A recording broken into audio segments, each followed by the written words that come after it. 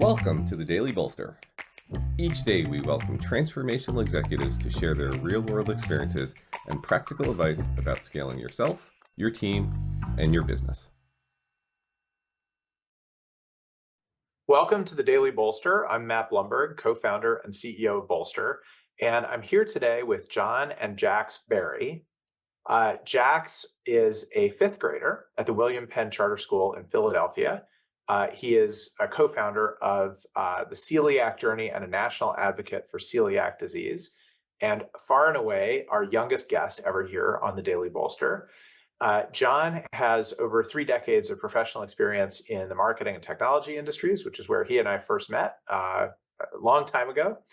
And Jon and Jax, I'm so happy to have you here today. Thank you so much for having us, Matt. We're so thrilled to be here.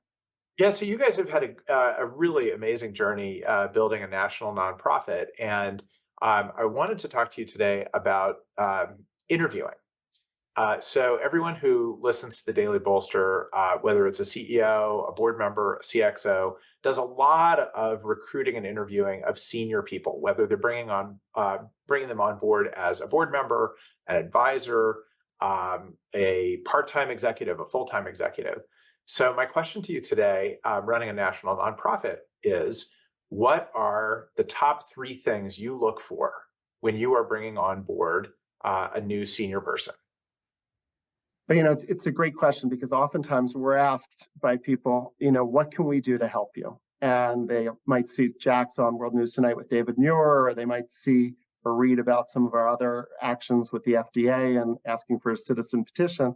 And we often stop and think, okay, well, there are 3 things. One is whether they're a change maker. 2 is what's the generosity of time factor look like? And 3, what subject matter expertise can they bring? And I'll give you some examples. So we look for people who are willing to challenge conventional thought. And in our world at Celiac Journey, is a gluten-free diet all that's needed, or is that all that's ever been available? Is voluntary labeling of gluten all that's needed, or all that's ever been available? And that's really a paradigm that we work with in trying to push the FDA forward. And we look for others who are willing to do that. And second, we look for those who not just could donate to certain celiac causes or research areas that we're passionate about, but really those who are willing to give their time to something like this.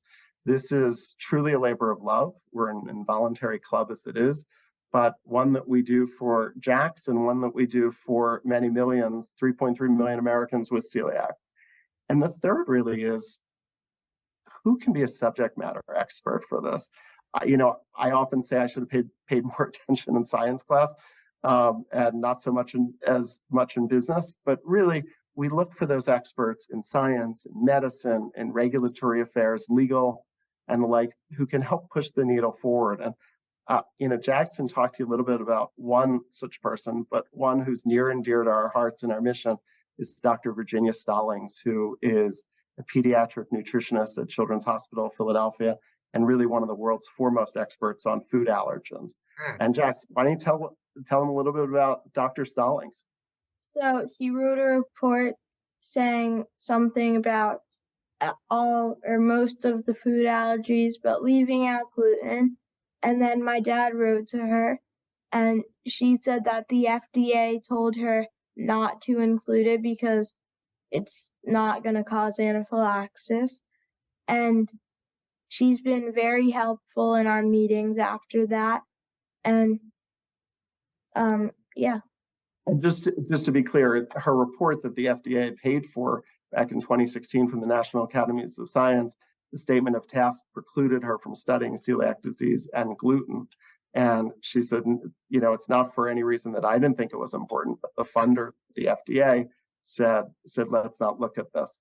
But she's an example of a subject matter expert who really speaks truth to power and comes at it from a physician standpoint and someone who really cares about children and proper nutrition.